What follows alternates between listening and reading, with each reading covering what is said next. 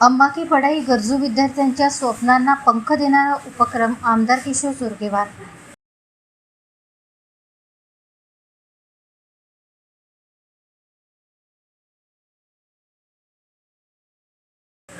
अम्मा की पढाई हा उपक्रम केवळ शिक्षण देण्यासाठी नसून विद्यार्थ्यांच्या आयुष्यात नवी दिशा देण्यासाठी आहे। सुरुवातीला अनेक अडचणी आल्या, काही वेळा उपक्रम थांबवण्याचीही वेळ आली। मात्र विद्यार्थ्यांची जिद्द, शिक्षकांचे योगदान आणि आमचा दृढ निश्चय यामुळे हा उपक्रम पुन्हा उभा राहिला असून आज तो शेकडो विद्यार्थ्यांच्या आयुष्यात सकारात्मक परिवर्तन घडवत आहे। अम्मा की पढाई गरजू विद्यार्थ्यांच्या स्वप्नांना यशाचे पंख देणारा उपक्रम असल्याचे प्रतिपादन आमदार किशोर जोरगेवार यांनी केले।